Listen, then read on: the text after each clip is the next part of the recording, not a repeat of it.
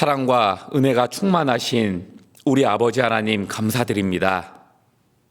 우리를 구원해 주시고 또한 주님의 몸된 교회 가운데 이렇게 지체로 삼아 주셨습니다. 이제 주님 오실 때가 가까운 시기입니다. 우리가 이럴 때일수록 정신을 차리고 더 근신하여 기도하며 이 지역의 많은 영혼들을 구원할 수 있도록 힘을 주시고 역사해 주시기를 바라고 원합니다. 특별히 아직 구원받지 못한 소중한 가족들이 있습니다. 주변에 이웃과 지인들이 있습니다. 어떻게든 그들의 마음이 조금이라도 더 변화하고 하나님을 찾을 수 있게 도와주셔서 그들을 건지고 세우고 주님 앞에 설 수 있도록 은혜를 베풀어 주시기를 간절히 바라고 원합니다. 오늘 주일 주님의 말씀을 들으려고 안산교회 식구들 함께 모였습니다. 각 사람에게 필요한 말씀 주시고 또한 주님 안에서 가정마다 평안을 누릴 수 있도록 도와주시옵소서. 남궁훈 목사님 중심으로 이제 새해부터 복음을 전하고 있습니다. 더욱더 하나 돼서 이 지역의 많은 영혼들을 건질 수 있게 도와주시고 또한 주님 안에서 즐거워하며 서로 사랑할 수 있는 교회가 될 수 있도록 도와주시옵소서. 이제 3월 달에 삼교구 집회가 있습니다. 말씀 전하시는 전도인의 입술을 주장해 주시고 더 많은 영혼을 이끌어 올 수 있도록 도와주시옵소서. 오늘 말씀을 시작하고자 합니다. 끝나는 시간까지 오로지 주님께 맡깁니다. 저희를 사랑하시는 예수님 이름으로 감사하며 기도드렸습니다. 아멘. 예, 함께 성경 찾겠습니다.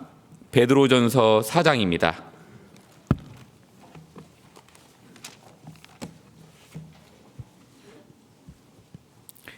예, 베드로전서 4장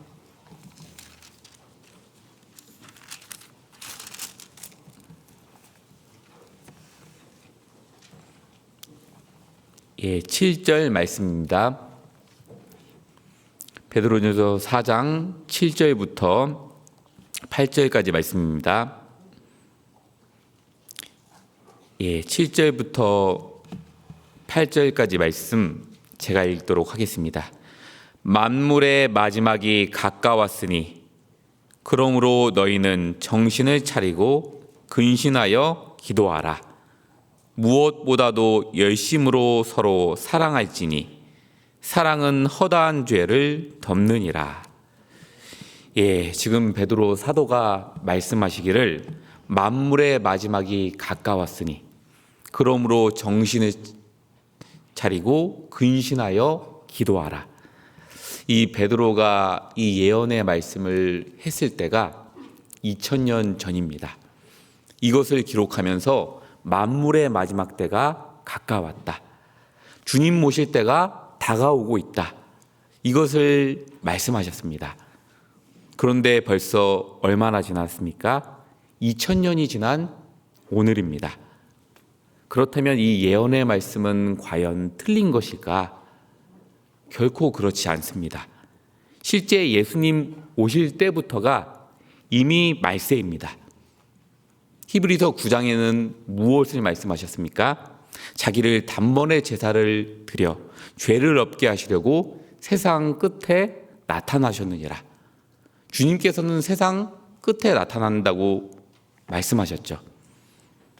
제자들이 활동할 그때가 이미 말세입니다. 그러면 우리 때는 어느 때냐? 그 말세 중에 말단입니다. 끝 중에 끝이라는 거죠. 따라서 베드로의 지금 예언의 말씀은 누구에게 더 와닿는 말씀일까? 우리에게 더 와닿는 말씀입니다. 말세를 살아가는 우리에게 더욱더 필요한 말씀이 되는 거죠. 그래서 오늘은 만물의 마지막 때가 가까웠으니 이 주제로서 마지막 때를 살아가는 성도들의 모습이 어떠해야 할지, 무엇을 가장 마음에 두며 어떠한 목적으로 살아가야 할지, 이것들을 중심으로 생각해 보는 시간을 갖도록 하겠습니다. 다시 7절부터 보시겠습니다. 7절.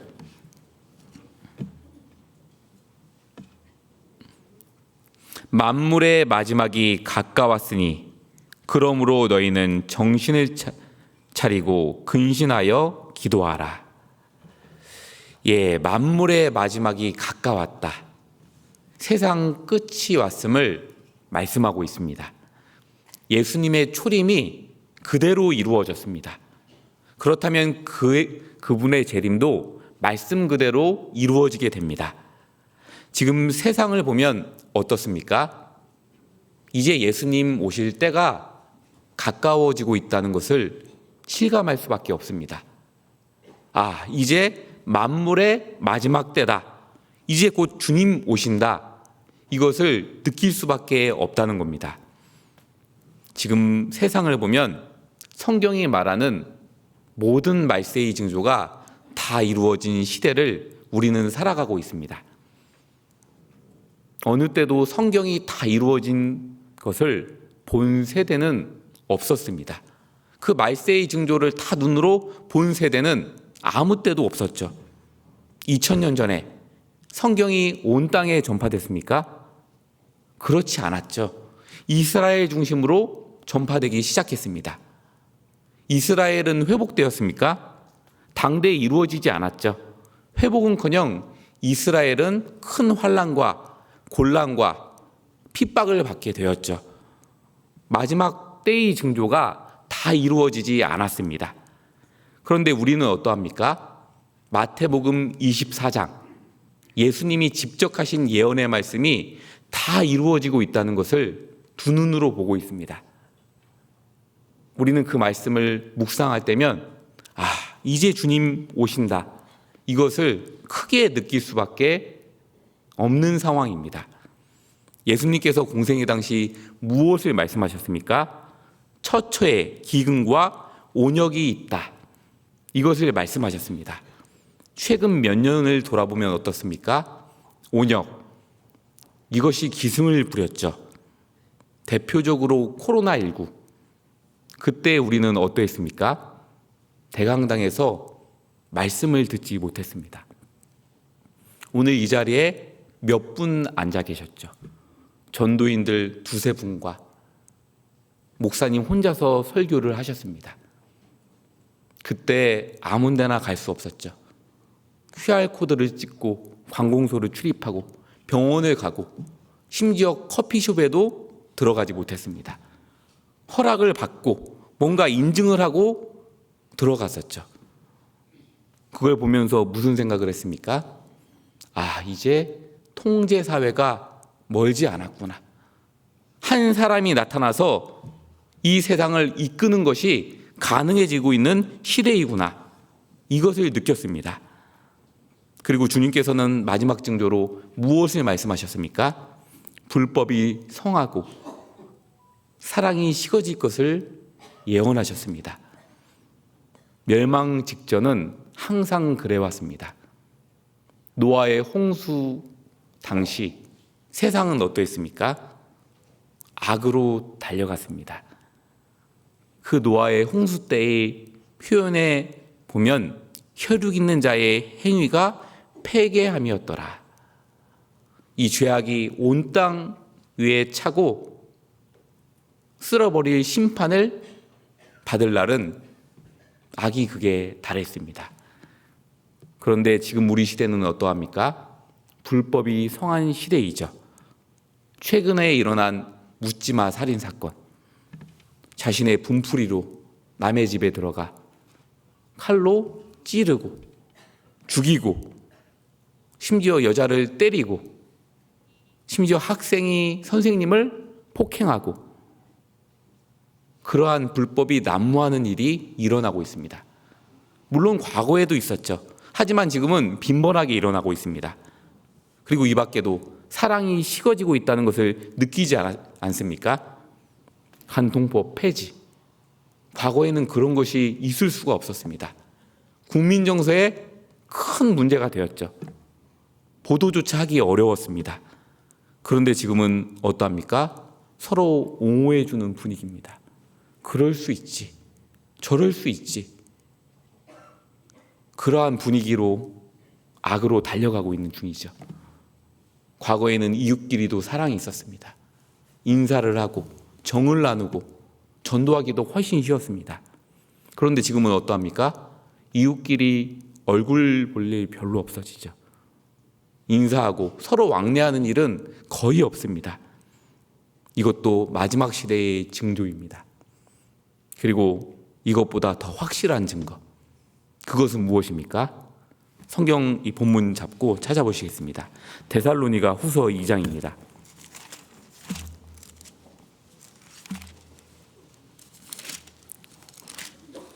2장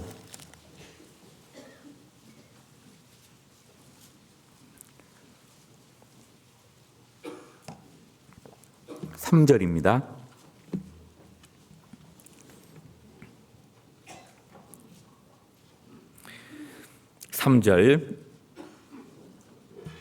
예, 3절 말씀은 함께 읽겠습니다. 누가 아무렇게 하여도 너희가 미혹하지 말라. 먼저 배도하는 일이 있고 저 불법의 사람 곧 멸망의 아들이 나타나기 전에는 이르지 아니하리니. 여기 마지막 때 어떠한 일이 있느냐? 배도하는 일이 있다고 말씀하셨습니다. 이게 무엇을 말하는 겁니까? 이 종교 통합을 말하는 겁니다. 그런데 생각해 보면 어느 시대에도 종교 통합은 없었습니다. 불가능했죠. 불교가 기독교를, 천주교가 불교를 인정해주지 않았습니다.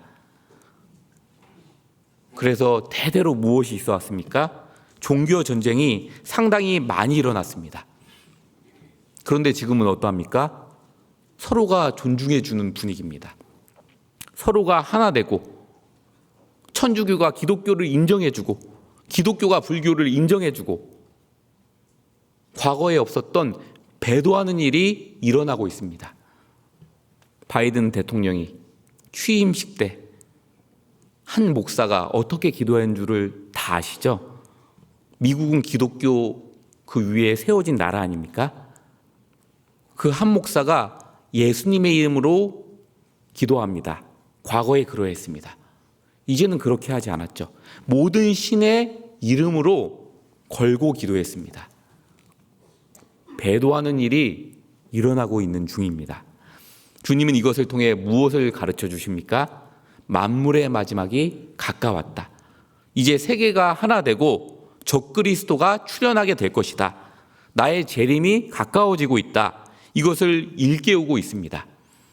그런데 이보다 더 확실한 증거, 더욱더 확실한 증거가 무엇입니까? 사실은 우리가 성경 강연회 때 늘 배웠던 무화과 나무의 비유입니다. 이것보다 더 가까운 증거는 없습니다. 그 가지가 연하여지고 잎사귀를 내면 여름이 가까운 줄 아나니 이 모든 일을 보거든 뭐라고 했습니까? 인자가 곧 문 앞에 이른 줄 알라. 이것은 특별히 다른 표현으로 하셨습니다. 이스라엘의 회복을 보거든 인자가 문 앞에 이른 줄 알라. 이 문 앞에 이르렀다. 다른 표현입니다. 여보게, 내가 교회당 가고 있어. 그것은 가는 중입니다. 문 앞에 이른 것은 아니죠. 하지만 여보게, 내가 문 앞에 왔어. 이건 뭡니까? 다 온 겁니다. 이제 문 열면 끝나는 거죠. 이 모든 일을 보거든 우리는 이스라엘의 회복을 보지 않습니까? 그 말은 뭡니까? 주님 앞에 오셨다는 말입니다. 이제 문 열면 끝나는 시대라는 거죠.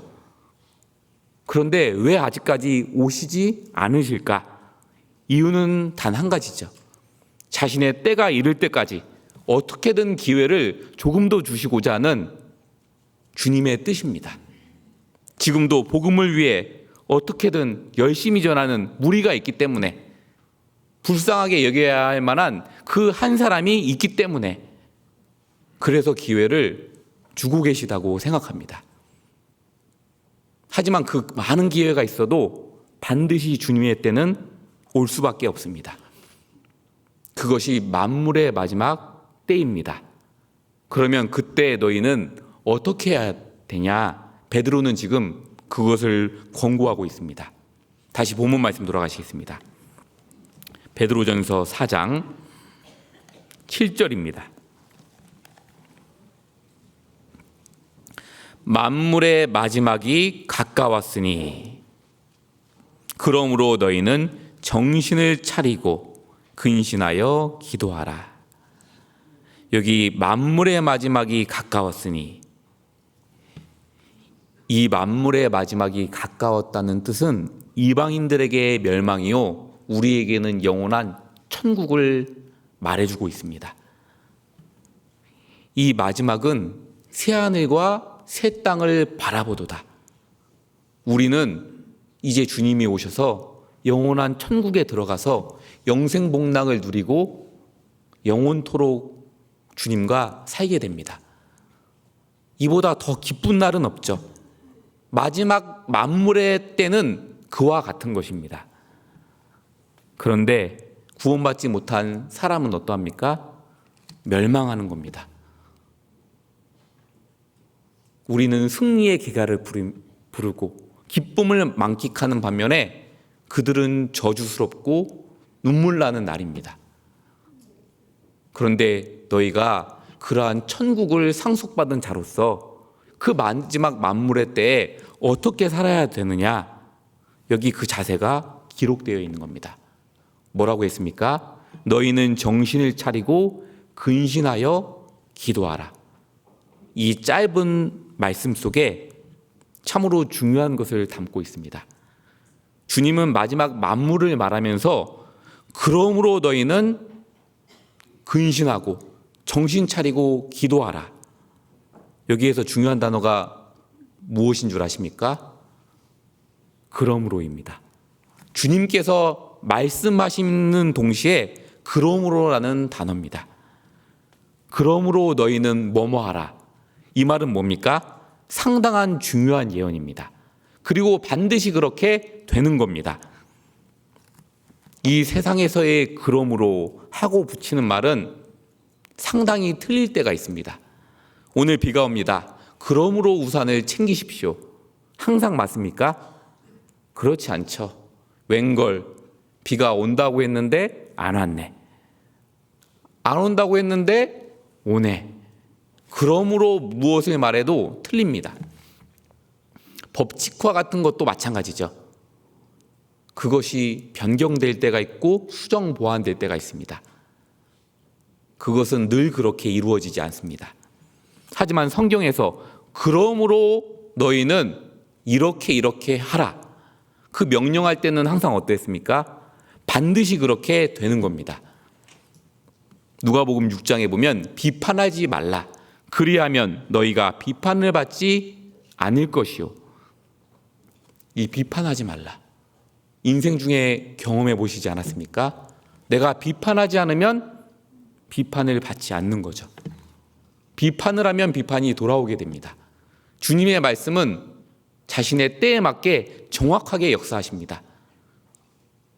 그리고 너희 구할 것을 감사함으로 하나님께 아뢰라. 그리하면 모든 지각에 뛰어난 하나님의 평강이 그리스도 예수 안에서 너희 마음과 생각을 지키시리라. 감사함으로 하나님께 아뢰면, 그리하면 우리의 마음과 생각 지킬 수 있다고 하셨습니다. 신앙 가운데 경험하지 않았습니까? 주님 앞에 간절히 구하면 신앙적인 태도로서 순종의 모습을 취하고 기도한 것은 정말로 틀린 길을 가본 적이 없다는 것을 절실히 느껴보셨을 겁니다. 그래서 항상 그러므로 하고 뒤에 하는 명령은 우리에게 무엇입니까? 그대로 이루어지는 엄청난 명령이자 반드시 받들어야 하는 말씀이라고 볼 수 있습니다. 베드로는 무엇을 말씀하셨습니까? 7절에 보면 만물의 마지막이 가까웠으니 그러므로 너희는 정신을 차리고 근신하여 기도하라. 여기 세 가지를 말하고 있습니다. 그러므로 어떻게 해야 되냐면 하나는 정신을 차려라. 다음은 근신하라. 다음은 기도하라고 말씀하셨습니다. 처음이 뭡니까? 정신을 차리고라고 했습니다. 마지막 때일수록 왜 이 명령을 했을까? 베드로는 분명히 알았을 겁니다. 마지막 때가 될수록 정신없는 일들이 일어날 거다. 너희가 정신을 차리지 못하게 되는 상황들이 많을 것이다. 이것을 우리에게 일깨우셨습니다. 그렇죠. 이 마지막 때를 보면은 이 시대는 정신이 없습니다. 여기에 살고 있는 우리조차 쉽게 물들고 그것을 본받아서 정신없는 모습으로 살아갈 때도 있습니다.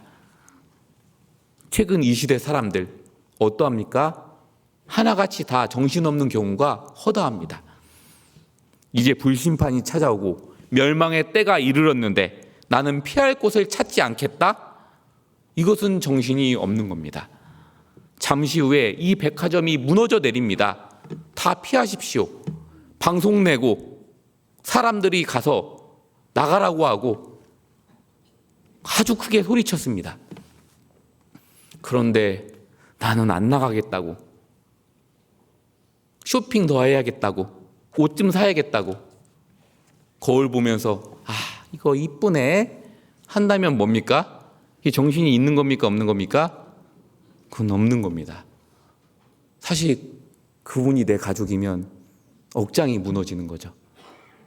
지금 주님 보시기에 이 시대가 그러한 시대로 달려가는 시대입니다. 과거에는 죄에 대한 심판이 있다고 하면 무서워했죠. 당신 아직 구원받을 자세가 안 됐다. 돌려보냈죠. 그런데 지금은 어떠합니까? 그 정상적인 모습이 없습니다. 무시하죠. 따지죠. 심지어 대적합니다. 다시는 그런 말하면 꼴도 보지 않겠다고 외면할 때가 많습니다. 그래서 전도할 우리도 마음이 상할 때가 상당히 많죠. 이 시대는 정신없는 시대입니다. 이 마가복음 5장에 보면 예수님을 만난 무덤 사이에서 사는 귀신에 대해 들린 한 사람의 말씀이 기록되어 있습니다. 그 귀신 들린 자는 어떠했습니까? 무덤이 자기의 거처라고 기록되어 있죠. 아무나 쇠사슬로도 맬 수 없고 여러 번 고랑을 깨트렸다고 했습니다. 아무도 저를 제어할 힘이 없다고 했습니다.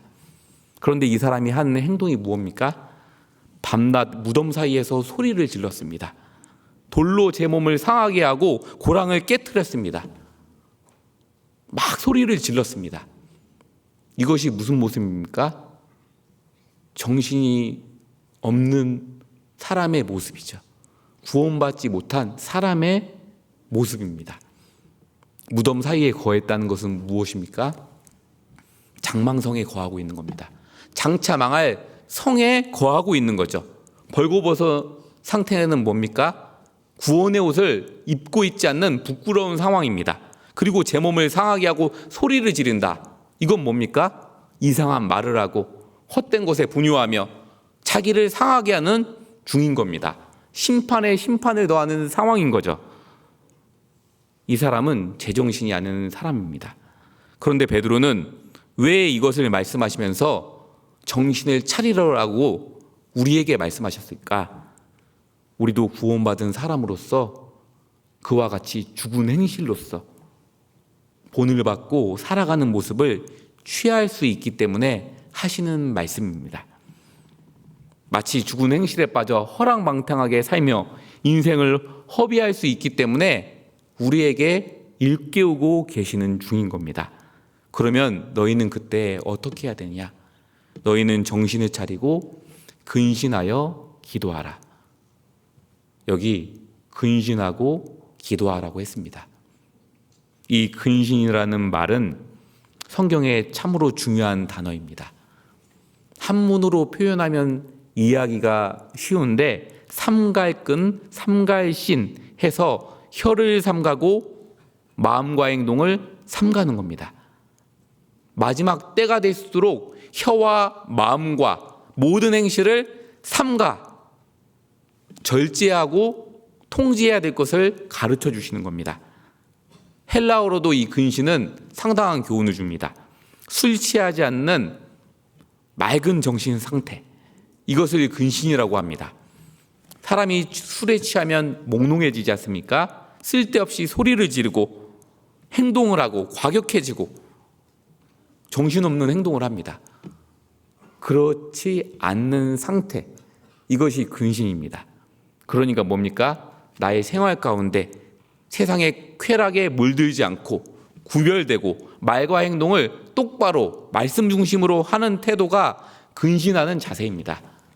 마지막 때가 될수록 이것을 취하라고 우리에게 말씀하고 있습니다.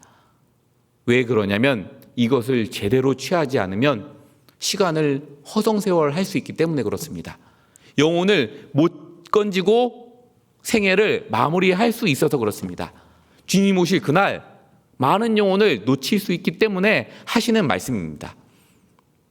그 멸망의 때 구원받은 한 사람의 예가 창세기에 나와 있습니다. 롯이라는 사람입니다.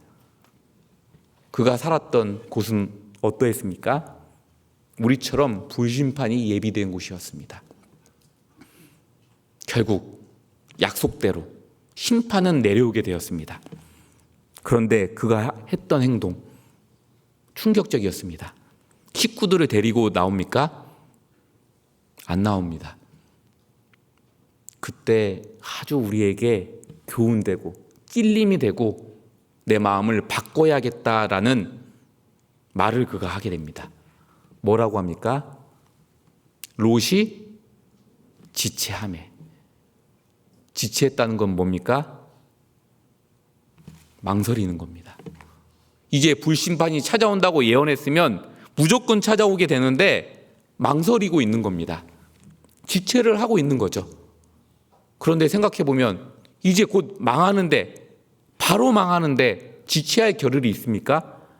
지체할 겨를이 없습니다. 바로 거기에서 나와야 합니다. 식구들 다 데리고 나오는 것이 가장 급선무인 겁니다. 그런데 그는 지체했습니다. 이유는 뭡니까? 이 주석서에 보면 참 교훈이 되는 말들이 적혀 있습니다.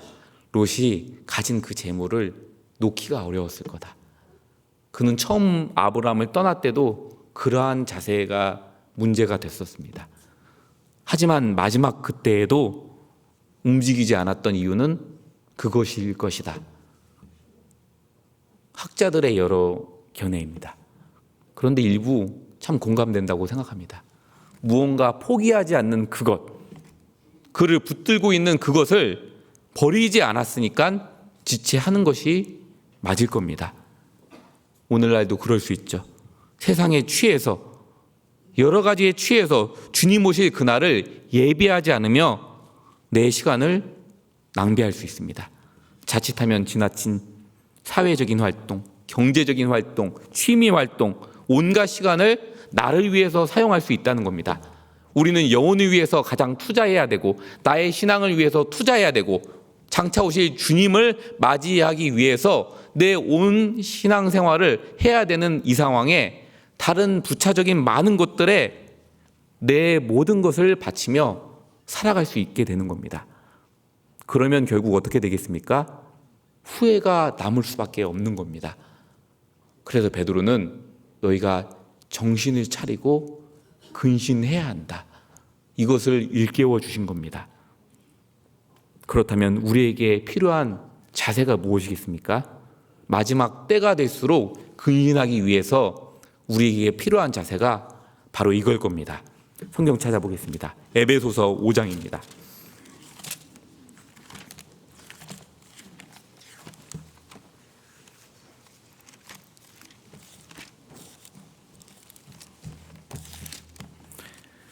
(15절입니다)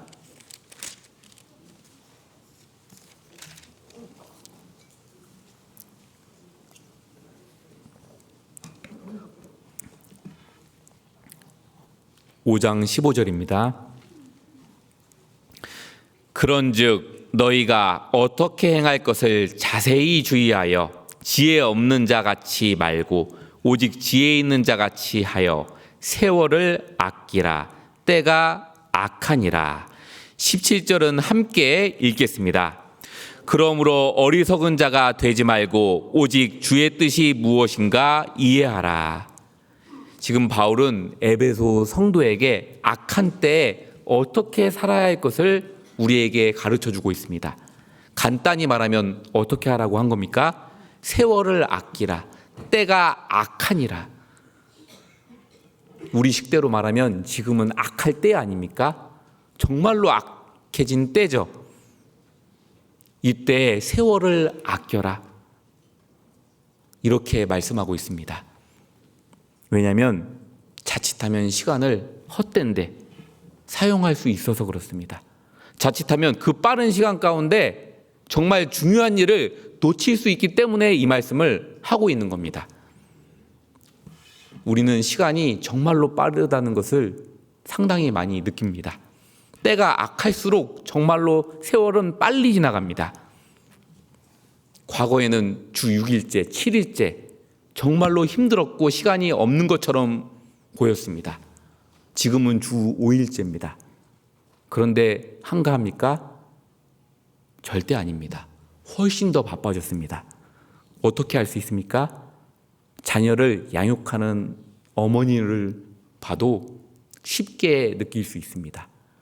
과거에는 아이들 잘 풀어놓아 기르면 되겠다. 이렇게도 생각해 본 시대가 있었죠. 많은 사랑을 주면 됐다. 건강하게만 자라다오. 제가 들었던 말들입니다. 건강하게만 자라다오. 지금은 어떻습니까? 우리 아이들 학교 왔다 갔다 옛날처럼 스스로 합니까? 다 일일이 통학시켜줘야 됩니다. 바쁘죠. 학원 몇 개나 보내야지 뒤처지지 않습니다. 건강하게만 자라다오. 그것은 옛날 말이 되었습니다. 정말로 바빠졌습니다. 사회생활은 어떻습니까? 더 치열해졌습니다. 경쟁이 심해졌습니다. 과거에는 정의라는 것이 있었는데 지금은 맞지 않다 싶으면 바로 이의 제기하고 문제 삼고 과감하게 처리합니다. 과거보다 시간이 결코 많아진 것이 아닙니다. 그리고 그것보다 더 세월이 빨리 가는 이유는 무엇이겠습니까? 자신의 육신으로 사용되는 소욕의 시간이 많아지는 겁니다. 최근 사람들 과거보다 놀러 다닙니까? 놀러 다니지 않습니까? 놀러 다닙니다. 훨씬 더 놀러 다닙니다. 심지어 먹방도 유행하는 상황입니다. 과거에 남 먹는 거 많이 봤습니까? 와, 맛있게 먹어서 참 좋네. 이렇게 여기는 시대는 없었습니다. 그런데 지금은 어떻습니까? 먹는 것, 입는 것, 사용하는 것 다 너무나도 집중이 됐고 쾌락 중심이 되었고 나 또한 거기에 접하고 살 수밖에 없습니다. 그러다 보면 거기에 심취할 수 있고 거기에 함께 물들어갈 수 있는 겁니다. 그러면 세월을 아낄 수 없는 겁니다. 시간이 정말로 빨리 지나가고 거기에 휩쓸려 살 수도 있는 겁니다. 정신을 차리고 확고한 계획을 세우지 아니하면 주님을 위해 사용할 시간은 너무너무 적어지는 겁니다. 그래서 바울은 뭐라고 했습니까? 때가 악하니라. 세월을 아끼라고 한 겁니다. 그러면 어떻게 하는 것이 세월을 아낄 수 있는 모습일까? 가장 분명한 건 처음은 신앙적인 목표부터 분명히 세워야 하는 겁니다. 사람이 목표가 없으면 반드시 방자히 행할 수밖에 없습니다. 묵시가 없으면 백성이 어떻게 한다고 했습니까? 방자히 행하거니와. 진리입니다. 목표가 없으면 그 사람의 신앙은 식어지고 처음 행위가 사라지게 됩니다. 성경에 보면 처음 행위를 끝까지 붙잡지 못한 여러 사람들의 모습이 기록되어 있습니다.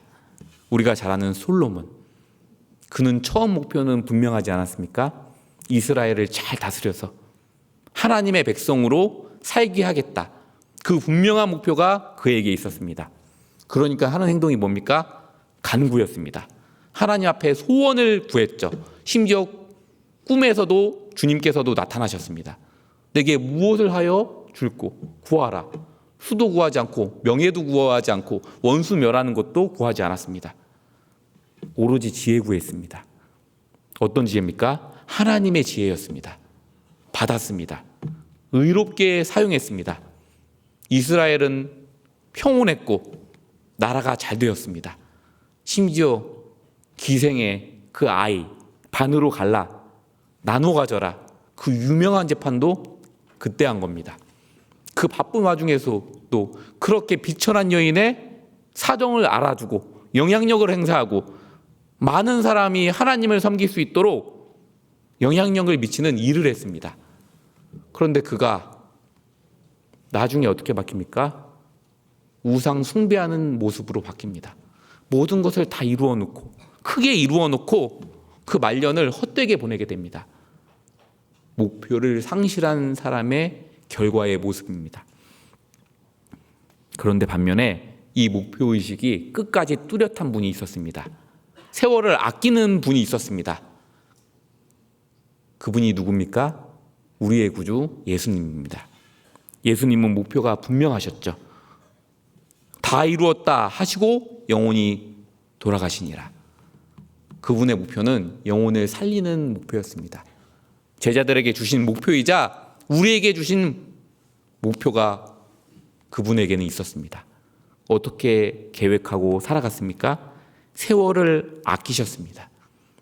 이 마가복음 1장에 보면 새벽 오히려 미명에 예수께서 일어나 한적한 곳으로 가셔서 기도하셨다는 말씀이 있습니다. 새벽 미명에 뭡니까? 다른 사람보다 좀 더 빨리 일어나서 부지런히 하루를 계획한 겁니다. 세월을 아끼신 겁니다. 마가복음 4장에도 예수님을 뭐라고 표현하고 있습니까? 고물에서 베개를 베시고 주무셨다는 표현이 기록되어 있습니다. 잠깐 휴식을 취하고 더 큰 힘을 얻어서 힘있게 살아보고자 하는 주님의 목표였습니다. 결국 다 이루셨습니다. 그것이 나에게 있어서는 구원이 되었습니다. 예수님의 열심이 아니면 나는 구원받지 못하는 겁니다. 사도들의 열심이 아니면, 우리 주변의 형제자매의 열심이 아니면 나는 구원받지 못했을 겁니다. 교회가 잘 되지 않으면, 형제자매가 잘 되지 않으면 내가 무슨 수로 구원받을 수 있었겠습니까?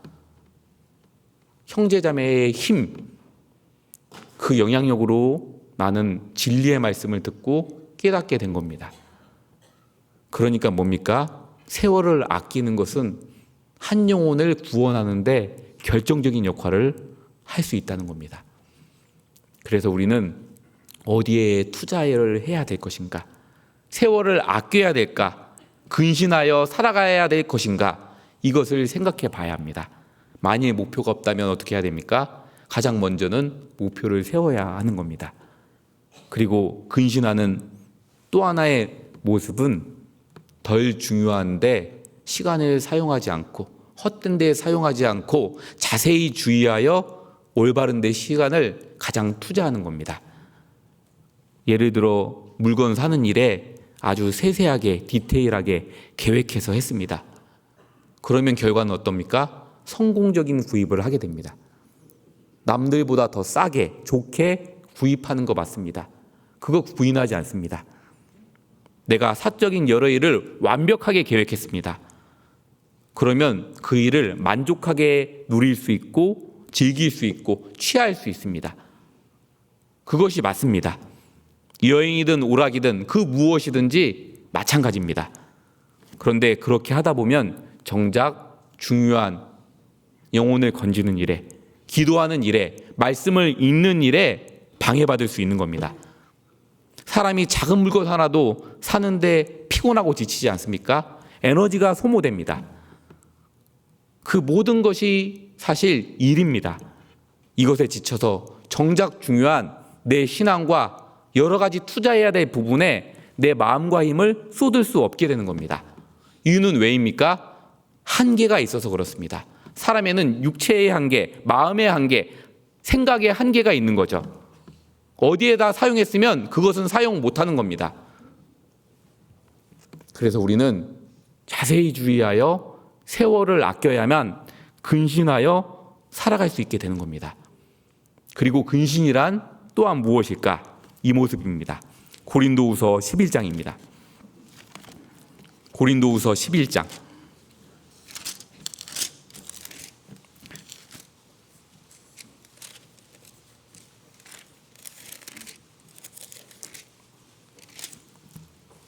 3절입니다.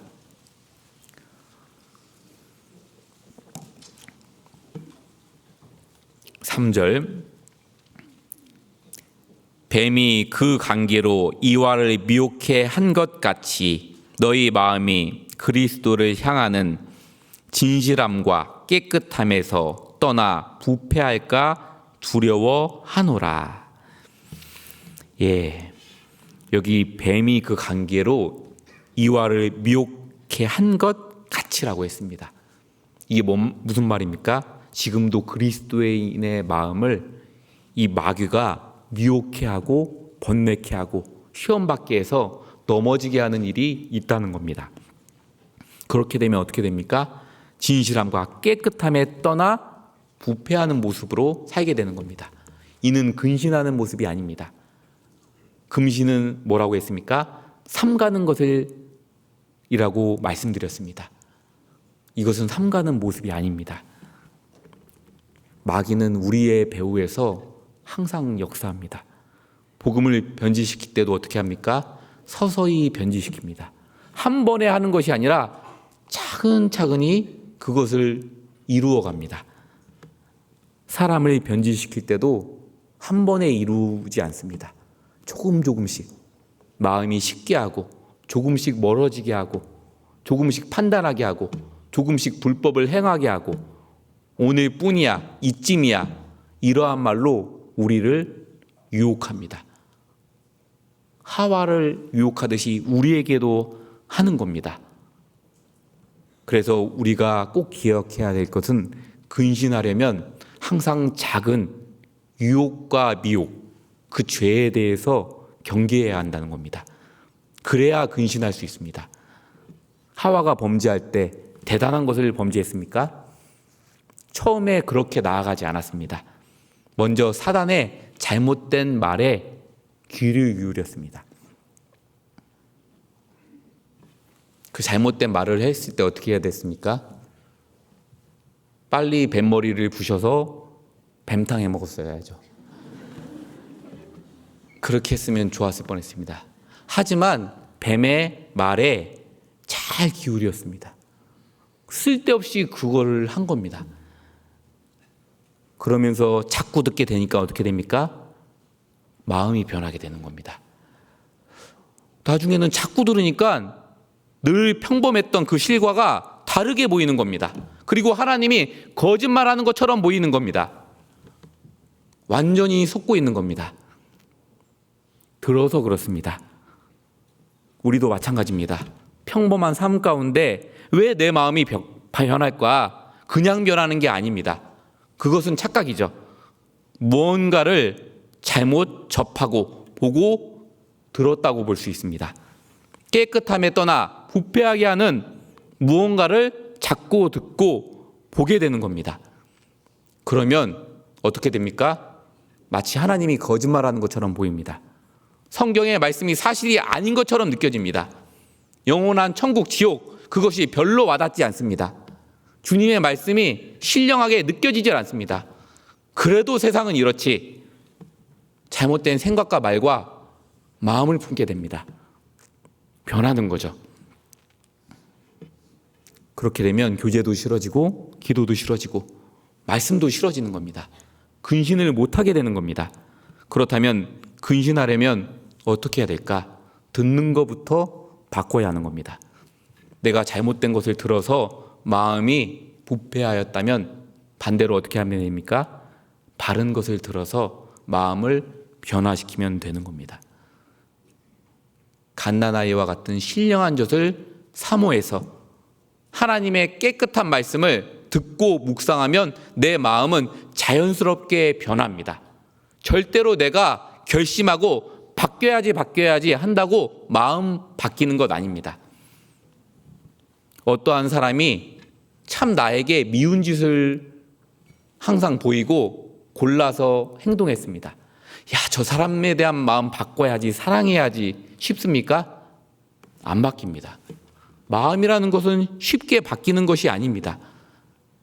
마음이라는 것이 바뀌려면 정말로 듣는 것, 보는 것 자체를 바꾸는 것이 가장 좋을 수밖에 없습니다. 로마서 12장에는 그것을 증거하지 않습니까? 너희는 이 세대를 본받지 말고 오직 마음을 새롭게 함으로 변화를 받아 하나님의 기뻐하시고 선하시고 기뻐하시고 온전하신 뜻이 무엇인지 분별하도록 하라. 뭐라고 했습니까? 마음을 새롭게 함으로 변화를 받아. 너희가 마지막 시대에도 마찬가지지만 마음 변하지 않으면 새롭게 바뀌고 살아갈 수 없다는 겁니다. 사람의 마음은 듣는 것에 의해 바뀌는 것이 정말 맞습니다. 저 형제 정말로 이러이러한 형제래. 계속 그 말을 듣습니다. 나중에 시간 지나면 어떻게 바뀝니까? 아, 좋지 않는 사람 같아. 내 마음이 바뀌집니다. 사람은 무엇을 듣는가에 따라 마음이 바뀌는 거죠. 저 안 좋은 행동들을 봤습니다. 그럼 마음이 어떻게 바뀝니까? 안 좋은 마음으로 바뀌는 거죠. 이 악한 시대에 나도 보고 듣는 것이 좋을 수가 없는데 그것을 자꾸 보고 듣는 가운데 내 마음이 바뀌어 버리는 겁니다. 그것이 무엇인가 골똘히 생각해 봐야 합니다. 무엇이 내 마음을 바꾸고 있을까? 그 사소한 무언가가 될 수 있지 않을까? 그것이 맞을 가능성이 높습니다. 그래서 마음을 변화하려면 누군가가 영향을 줘야 되는데 그것이 신령한 말씀이 되어야 한다는 겁니다. 신령한 교제가 되어야 하고 우리 형제자매님의 입술에서 나오는 아름다운 간증과 묵상과 깨달았던 신앙의 경험들과 말씀들이 되어야 되는 겁니다. 그것을 자주 접할수록 우리의 마음은 새로워집니다. 그 밖에도 매일 연초부터 세웠던 성경 읽기. 아, 목표 벌써 실패했어. 끝내버리면 안 됩니다. 그 끝내버리는 것이 아니죠. 우리의 신앙의 경주는 항상 지금입니다. 과거에 잘못했어도 지금 이 순간 바뀌고 하면 되는 거죠. 그걸 놓지 않고 꾸준히 성경을 읽어가서 묵상해서 우리의 마음을 변화시켜야 됩니다. 그래야 근신하며 신앙생활을 할 수 있습니다. 마지막 때에 우리에게 필요한 것이 바로 보고 듣는 것을 삼가는 근신하는 태도라는 것을 말씀드리고자 합니다. 그리고 또 하나의 모습, 베드로전서 4장. 베드로전서 4장을 가보시겠습니다.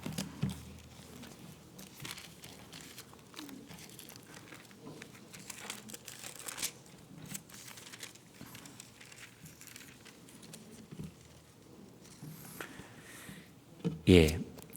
그리스도께서 이미 육체의 고난을 받으셨으니 너희도 같은 마음으로 갑옷을 삼으라. 이는 육체의 고난을 받는 자가 죄를 그쳤음이니. 예. 여기 보면 베드로 사도는 육체의 고난을 받는 자가 죄를 그쳤다. 이것을 말씀하셨습니다. 다른 각도로 보면 뭡니까? 근신하는 생활을 하려면 고난은 필수이다. 이렇게 말할 수 있습니다. 이 다윗이 고난의 갑옷을 입었을 때가 있습니다. 언제입니까? 그는 전쟁에 힘있게 출전했죠. 그것은 고난이고 생명을 거는 일이고 분명히 그에게 힘들었을 겁니다. 그런데 마귀의 계계에 언제 넘어졌습니까? 전쟁하는 그것을 멈추고 고난을 멈추고 침상 위에서 굴 때 마귀의 시험을 이겨내지 못했습니다. 그 엄청난 다윗조차 어떠했습니까? 고난이 사라지자 큰 악을 행하게 되었습니다. 그렇죠. 마귀와의 전쟁에서 승리하려면 매일매일의 고난의 삶이 필요하다는 것을 알려주고 있습니다. 요나도 언제 범죄했습니까? 그 훌륭한 믿음의 사람, 선지자가 다시스로 가는 배를 타고 고난이라는 것을 풀어헤치고 자고 있을 때 하나님의 뜻과는 상관없는 방향으로 달려갔을 때 그는 결국 신앙의 잠을 자게 되었습니다. 이후 그는 어디에 들어갑니까? 하나님의 뜻에 따라 물고기 뱃속에 들어갑니다. 거기에서 죽도록 고생했습니다. 고난을 받았습니다. 거기에서 요나가 무엇을 합니까? 기도를 합니다. 고난을 받자 마음이 달라졌고 그는 다시 하나님의 사명을 받아 자신의 일을 완수했습니다. 비록 불평불만은 많았지만 여러 가지 하나님의 마음을 담지 못했지만 하나님의 뜻을 행했습니다. 지금 우리 시대는 어떠한 시대보다 고난받기가 어려운 시대라고 볼 수도 있습니다. 지금 아무리 어려워도 우리 어르신들이 겪은 IMF 때보다 어렵겠습니까?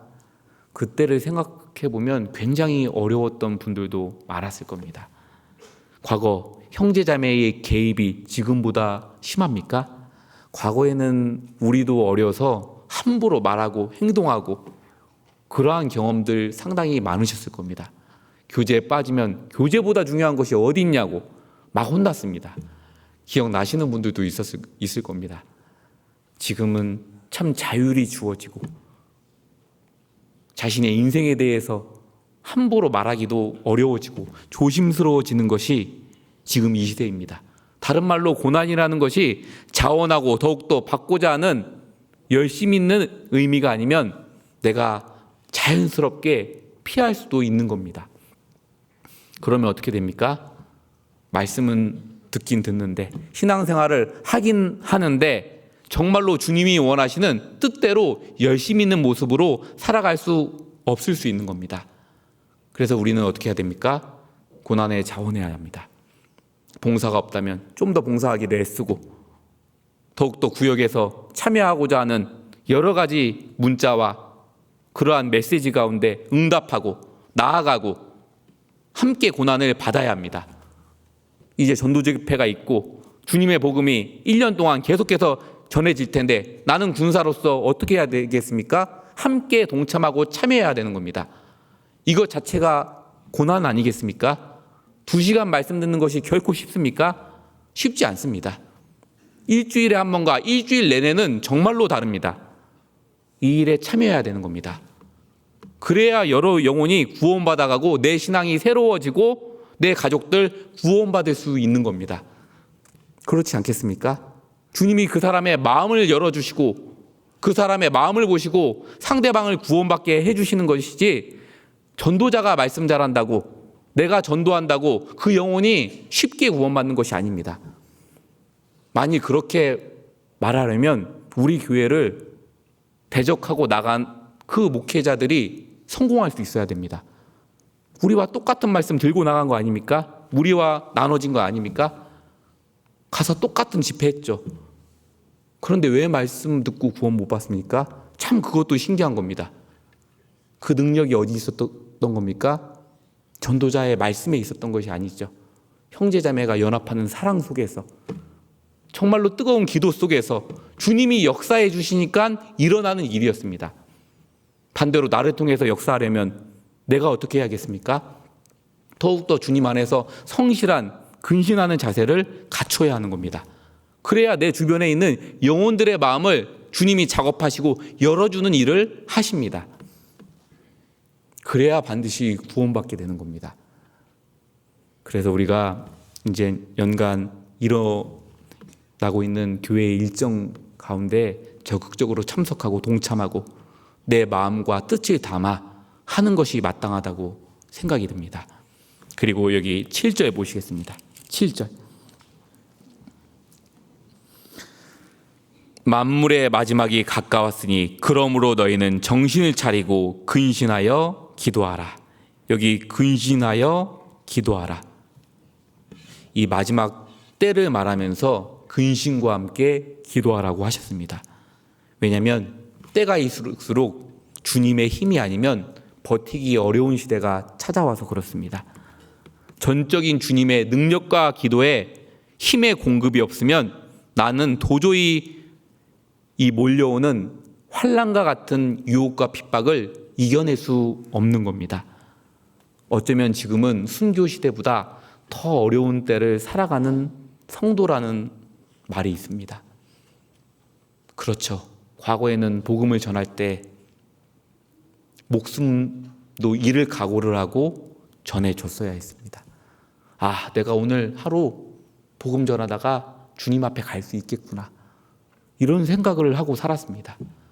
그런데 지금 복음 전하다가 내가 오늘 갈 수 있겠다 생각하겠습니까? 그런 생각은 없죠. 평안 중에 우리는 전하는 겁니다.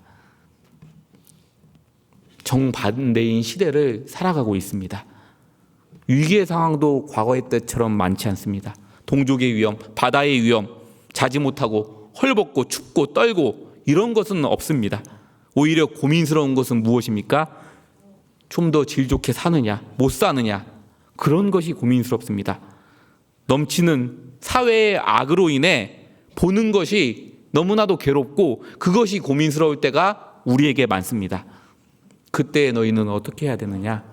반드시 기도해야 한다. 주님은 이것을 말씀하시는 겁니다. 예수님께서 제자들에게 하신 말씀이 있죠. 겟세마네에서 기도하실 때 자는 제자들에게 1시 동안 깨어 있을 수 없더냐라는 말씀을 하셨습니다. 그러면서 뭐라고 하셨습니까? 시험에 들지 않게 깨어 있어 기도하라. 마음에는 원이로되 육신이 약하도다 하시고 너희의 약한 육신, 졸 수밖에 없는 그 모든 것, 기도하지 않으면 안 되는 것이다, 이것을 말씀하셨습니다. 1시간 동안도 깨어 있을 수 없는 육체를 우리는 가지고 있습니다. 그 세상 풍파에 휩쓸려 가고 말씀으로 다시 결단해도 다시 찾아오면 버티기 어려운 정말로 연약한 육신을 우리는 가지고 있습니다. 그 육신은 1시간 동안도 깨어 있을 수 없습니다. 어떻게 해야 됩니까? 주님의 전적인 도움과 공급하는 힘이 아니면 나는 그것을 이겨낼 수 없습니다. 그 마지막 때의 환난 같은 모습을 살았던 사람이 그 구약시대의 다니엘이었습니다. 우리와 굉장히 흡사한 환경을 살아갔습니다. 그는 어떠했습니까? 고난도 많았지만 왕의 곁에서, 주변에서 그렇게 살지 않았습니까? 먹고 입고 하는 것이 부족함이 있었던 그의 환경은 아니었죠. 오히려 어려운 것은 무엇이었습니까? 왕 이외에 다른 신에게나 사람에게 무엇을 구하면 사자굴에 던져넣겠다. 그러한 세상 풍파와 신앙을 포기할 만한 유혹의 바람을 그에게 던졌습니다. 그는 어떻게 했습니까? 전에 행하던 대로 하루에 3번씩 무릎 꿇고 기도했습니다. 왜 그렇게 했습니까?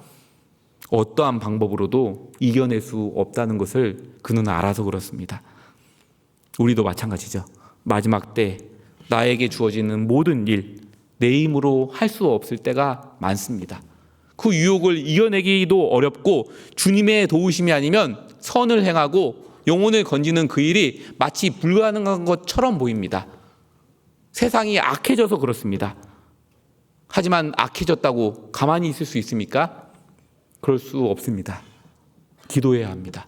다니엘이 했던 3번의 기도처럼 매일 무릎 꿇고 하나님께 간절히 매달리고 하나님께 바라는 모습이 우리에게 필요합니다. 그 사람이 주님 앞에 마지막 때를 깨어서 살아갈 수 있게 되는 겁니다. 그리고 영혼을 건질 수 있게 되는 거죠. 그리고 또 한 가지, 여기 베드로전서 4장 여기 8절입니다. 근신하여 기도하라 하고 무엇보다도 열심으로 서로 사랑할지니 사랑은 허다한 죄를 덮느니라. 세상 끝날에는 무엇이 필요하느냐? 서로 사랑하는 것이 필요합니다. 왜 사랑이 필요한 줄 아십니까? 우리를 온전하게 매는 띠가 되는 겁니다. 바람이 세차게 불면 사람 모두가 모여서 움켜잡고 있는 것이 살 방책 아닙니까? 환란의 바람이 셀수록 어떻게 해야 됩니까? 함께 손을 잡아야 하는 겁니다. 혼자서는 날아가 버리는 겁니다. 서로 사랑해야 마지막 이때를 버티면서 살아갈 수 있게 되는 겁니다. 서로 사랑하라는 것은 무엇을 말합니까? 가장 기본은 모이기를 힘쓰는 것이 사랑의 모습입니다. 그리고 예수님이 했던 그것을 나에게 하는 것이, 형제자매에게 하는 것이 사랑입니다. 예수님께서 우리에게 어떻게 하셨습니까? 그 더러운 죄악된 영혼들을 섬겨주셨습니다. 죽어주셨습니다. 그리고 제자들의 발을 무릎 꿇고 씻겨주셨습니다. 그 씻겨주는 자세는 뭡니까? 사랑입니다. 사랑이 없다면 그것을 행할 수 없습니다. 조물주가 어떻게 피조물에 발을 씻기겠습니까? 불가능한 말입니다. 온전한 사랑 때문입니다. 마지막 때가 될수록 우리는 서로 사랑해야 합니다. 내가 형제자매를 사랑함으로 나의 신앙을 지킬 수 있습니다. 형제자매를 기도해 줌으로 나의 신앙이 온전해질 수 있습니다. 그 불쌍한 영혼을 찾아가고 전도함으로 내 신앙이 온전할 수 있는 겁니다. 그렇지 않습니까? 전도하는 사람만큼 거룩하게 사는 사람은 없습니다. 형제자매를 섬기는 사람만큼 더 앞서 열정적으로 살아가는 사람은 없는 겁니다. 그 사람의 이 신앙을 지킬 수 있는 겁니다. 그래서 좋은 날을 보기 원하는 자는 무엇을 하라고 했습니까? 악한 말을 금하고 정말 생명 있는 말을 하고 선을 행하라고 우리에게 말씀하셨죠. 사람이 악한 말을 하고 판단하고 사랑 없는, 긍휼 없는 심판을 하게 되면 본인의 신앙이 무너집니다. 그렇지 않습니까? 남을 헐뜯는 얘기를 하며 내 신앙이 좋습니까? 마음이 좋습니까? 그렇지 않습니다. 보고 듣는 것도 중요하지만 내 말하는 것, 행동하는 것도 역시나 중요합니다. 그 모든 것이 사랑에서 비롯돼야 됩니다. 그리고 누구를 대하든 사회를 대하든 신앙적인 태도로서 대해야 됩니다. 어리다고 어떻다고 함부로 대하면 안 되는 겁니다. 신앙적인 태도로 대해야 되는 겁니다. 그래야 내 마음이 지켜지는 겁니다. 직장 생활 때도 마찬가지죠. 김대리 이 따위로 했어 하면 어떻습니까? 네가 아직 그리스도인이 덜 됐다. 끝나고 후회하죠. 신앙적인 태도를 취하지 못하면 내 마음이 식어집니다. 하지만 기도하고 더 얘기를 해주고 뭔가 자비를 베풀고 사랑으로 행하면 어떻습니까? 그 사람도 그리스도인임을 느끼고 나 또한 마음도 좋고 더 힘있게 살아갈 수 있게 되는 겁니다. 그래서 마지막 때가 될수록 나에게 있어서도 사랑이 떨어질 테니까, 식어질 테니까 너희는 더욱더 헌신하는 자세로서 사랑의 태도를 취하라. 이것이 마지막 때에 나의 신앙을 지킬 수 있는 비결이 되는 겁니다. 그래서 주님은 서로 사랑하라고 명령하신 겁니다. 그리고 이제 마지막으로 찾아볼 몇 가지 말씀으로서 마지막 때에 근신하여 기도한 서로 사랑하는 사람들의 최종적인 모습이 어떠한가를 보겠습니다. 베드로후서 3장입니다.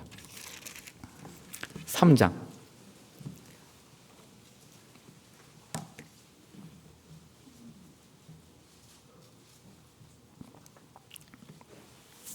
11절입니다.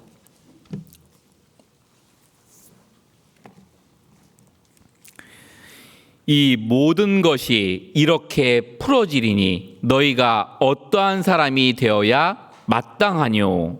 거룩한 행실과 경건함으로 하나님의 날이 임하기를 바라보고 간절히 사모하라. 여기까지 읽겠습니다. 세상 끝날 것을 말씀하시면서 너희가 어떠한 사람이 되어야 마땅하뇨. 그러면서 거룩한 행실과 경건함과 하나님의 날이 임하기를 바라보고 간절히 사모하라. 여기 두 가지를 얘기해 주고 있습니다. 거룩한 행실, 경건함. 이게 뭡니까? 신앙적인 태도를 말하는 겁니다. 바른 마음 자세와 행함을 갖추어야 될 것을 말씀하셨습니다. 오늘 말씀드린 근신의 자세, 기도의 자세, 사랑의 자세죠. 그러는 동시에 무엇을 하라고 했습니까? 여기 하나님의 날이 임하기를 간절히 사모하라. 대충 사모하라고 하지 않았습니다. 간절히 사모하라. 이것이 우리의 신앙생활에 도움이 되기 때문에 그렇습니다. 하나님의 날이 임하기를, 주님이 오시는 그날, 그것을 간절히 사모하는 자세가 우리에게 필요한 겁니다. 사모하라. 그것도 간절히 사모하라. 왜 이 말씀을 하셨겠습니까? 정말로 좋은 것이기 때문에 사모하라고 하신 겁니다. 나쁜 것을 사모하라고 하실 리가 없습니다. 이 하나님의 임하는 그날, 어떠한 날입니까? 엄청난 은혜가 우리에게 오는 날입니다. 이 세상의 무엇과도 비교할 수 없는 엄청난 은혜이기 때문에 이것은 간절히 사모해야지 마땅한 겁니다. 주님 오시는 날, 그날은 어떠한 날입니까? 주님께서 약속하신 모든 말씀이 이루어지는 날입니다. 신령한 몸으로 변한다고 했으면 그 모든 것이 이루어지는 날이고, 얼굴과 얼굴에 대하여 본다고 했으면 그 모든 것이 이루어지는 날입니다. 주님께서 모든 칭찬과 영광과 존귀를 주신다고 말씀하셨으면 그 모든 것을 받는 놀라운 날입니다. 그날이 언제 오느냐? 만물의 마지막 때에 오는 겁니다. 바로 우리가 그것을 맞이하는 때에 살아가고 있죠. 이제 주님이 오시게 되면 정말로 상상할 수 없는 놀라운 장면이 펼쳐지게 될 겁니다. 이것은 좋은 정도가 아니라 기뻐서 날뛸 정도로 표현할 수 없을 만큼 영원한 기쁨 가운데 들어가는 그것을 만끽하게 될 겁니다. 먼저 주님이 오시면 무엇이 가장 좋습니까? 일단 주님을 보는 것이 너무 좋습니다. 주님은 내게 말할 수 없는 은혜를 베풀어 주셨죠. 이 죄악된 나를 구원하셨습니다. 나의 삶의 이유와 목적이 사실 그분 때문입니다. 오늘 하루 살아가는 이유도 그분 때문이죠. 그런데 만물의 마지막 그때 우리는 그분을 보게 되는 겁니다. 얼만큼 좋겠습니까? 조금 좋겠습니까? 아닙니다. 표현할 수 없을 만큼 큰 기쁨이 우리에게 있습니다. 30년 만에 극히 사랑했던 아들을 만난다고 합시다. 잃어버렸으나 만났습니다. 그 부모가 얼마나 기쁘겠습니까? 그것을 무엇으로 표현할 수 있을까요? 말로 표현할 수 없을 겁니다. 그와 비교조차 할 수 없는 만남이 주님과의 만남입니다. 이것은 나의 모든 소원이 이루어지는 날입니다. 그날을 간절히 사모하라. 정말로 기다리고 뜨겁게 기다리라고 말씀하셨습니다. 우리는 다른 것 다 없어도 이것 하나면 다 되는 겁니다. 이제 그날이 얼마 남지 않았죠. 그리고 주님 만나는 그날 무엇을 해주신다고 약속하셨습니까? 나에게 겪었던 근심, 걱정, 불안, 그 눈물을 다 씻겨주신다고 했습니다. 신령한 몸을 입게 해주신다고 했습니다. 부활의 몸을 영원토록 입을 거라 말씀하셨습니다. 이제 주님이 오시면 우리 속에 있는 죄악된 기질이 싹 사라져 버립니다. 나를 시험했던 많은 것들은 이제 끝나는 겁니다. 이 자체가 엄청난 기쁨이고 사모해야 될 이유가 되는 겁니다. 지금 세상에서 나를 괴롭히는 것이 무엇입니까? 죄입니다. 내가 가장 힘든 게 무엇입니까? 돈 때문입니까? 명예 때문입니까? 아픈 것 때문입니까? 아니면 저 사람 때문입니까? 그런 것이 아닙니다. 저 사람이 문제가 아니라 용서하지 못하는 내 마음이 나를 힘들게 합니다. 환경이 문제가 아니라 문제를 문제 삼는 내 마음이 나를 힘들게 합니다. 그리스도인은 그럴 수밖에 없습니다.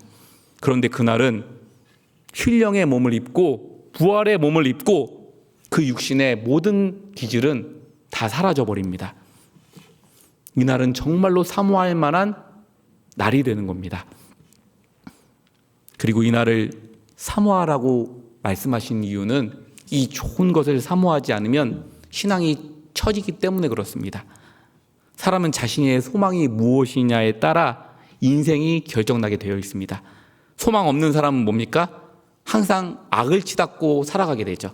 소망이 없으니까 이 땅 위에 사는 것 자체가 소망 아닙니까? 그 사람은 하나님을 섬길 수 없죠. 하지만 진정으로 소망이 있고 그 사모하는 날이 있는 사람은 깨어 있을 수 있게 되는 겁니다. 출애굽기 32장에 보면 이스라엘이 가나안 땅에 들어가기 전에 광야 생활을 했습니다. 그때 어떠한 일이 있었습니까? 모세가 율법을 받으러 40일 동안 지나도 오지 않았을 때가 있었습니다. 그때 어떻게 합니까? 인도할 신을 만들라고 해서 결국 우상 숭배하게 되었습니다. 40일밖에 지나지 않았는데 그들은 더디운다고 생각하기 때문에 결국 부패하기 시작한 겁니다. 여기에서 우리는 무엇을 알 수 있냐면 간절히 기다리지 않으면, 사모하지 않으면 언제든지 자신의 마음은 부패할 수 있다는 겁니다. 우리도 주님의 재림이 더디오는 것 같다. 지금이 만물의 마지막 때가 아닌 것 같다. 사모하지 않는다. 그러면 마음이 풀어질 수 있는 겁니다. 어떤 분들은 주님이 오신다고 하면 30년 전에도 그 말이 있었다. 이 말 틀린 말입니다. 분명히 주님은 사도 때부터 만물의 마지막이 가까웠다고 하지 않았습니까? 누구 말이 맞겠습니까? 주님 말이 맞습니다. 그때도 가까운 것이 맞고 이제는 아예 끝인 것이 맞습니다. 이스라엘의 회복을 통해서 그것을 보여주고 있습니다. 그날이 더디오는 이유, 자신의 신앙이 무뎌질 수 있을 가능성이 있는 겁니다. 그래서 말씀드리고자 하는 것은 신앙적으로 바짝 매달려서 정말로 오실 주님을 기다리며 살아가는 것이 필요하다는 겁니다. 그 사람은 졸지 않을 수 있습니다. 신랑이 정말로 오신다 생각하는 사람은 졸겠습니까? 마지막 만물의 마지막이 가까웠다고 생각하는 사람은 졸겠습니까? 졸지 않습니다. 누가 좁니까? 더디온다고 생각하는 사람이 조는 겁니다. 마태복음 25장에 보면 열처녀의 비유 다 아실 겁니다. 주님이 오실 때 처녀들이 다 어떻게 했습니까? 졸며 잘세라고 했습니다. 왜 졸았다고 했습니까? 신랑이 더디옴으로 졸며 잘세. 이유가 있었습니다. 더디온다고 생각해서 존 겁니다. 바로 온다고 생각했으면 졸을 리가 없습니다. 그런데 문제는 결과는 더디 왔습니까? 더디 오지 않았습니다. 하나님 편에서는 결코 더디 오지 않았습니다. 자기한테 더디 온 것 같으니까 졸았겠죠. 문제는 자신이 생각했던 것보다 더 빨리 와서 졸고 있는 상황이 온 겁니다. 그러니까 밤중에 소리가 나되 신랑이로다 하고 맞으러 나가지 않습니까? 그래서 주님은 이를 말씀하시면서 그런즉 깨어 있으라. 너희는 그날과 그 시를 알지 못하느니라. 이것을 정말로 기다리지 않고 느긋하게 생각하면 생각지 않을 때 나도 그렇게 맞이할 수 있는 겁니다. 주님은 내일 오실 수도 있습니다.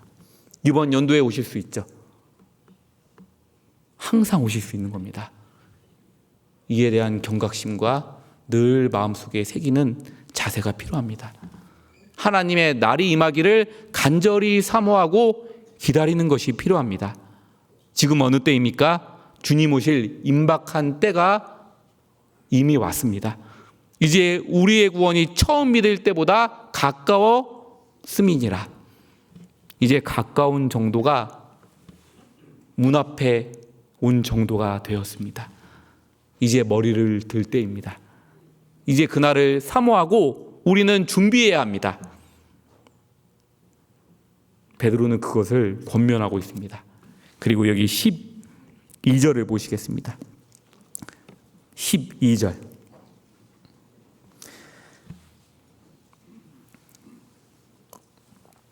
하나님의 날이 임하기를 바라보고 간절히 사모하라.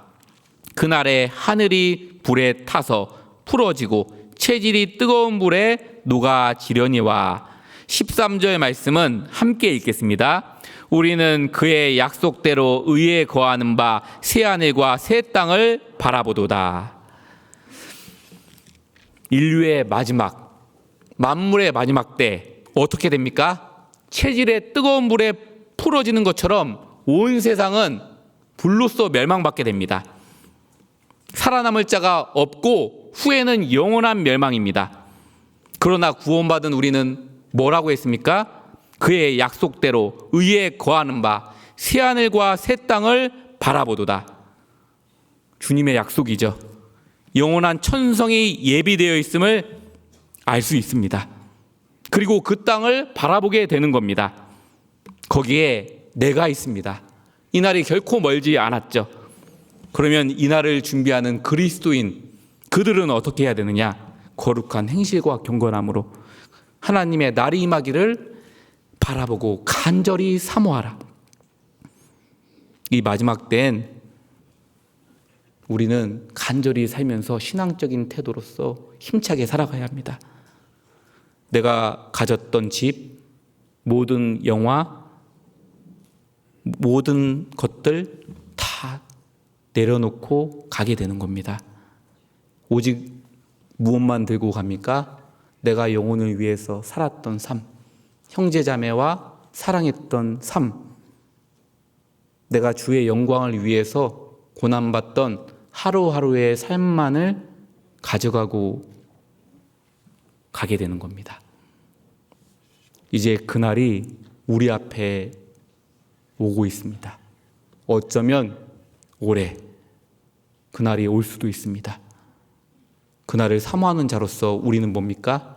현재의 삶을 더욱더 충성스럽게 살아가고 오로지 주의 복음을 위해 더 힘차게 전하고 정말 깨어서 장차 오실 주님 앞에 칭찬을 받게 되는 그러한 성도의 모습으로 살아갈 필요가 있다고 생각합니다.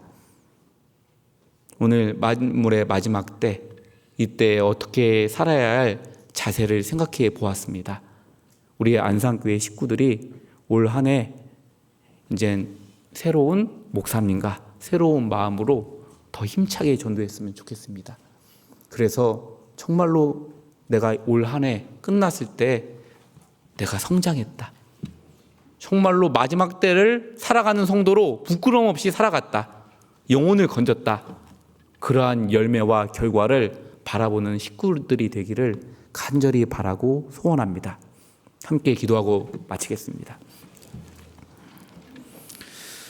사랑과 은혜가 많으신 우리 아버지 하나님 감사합니다.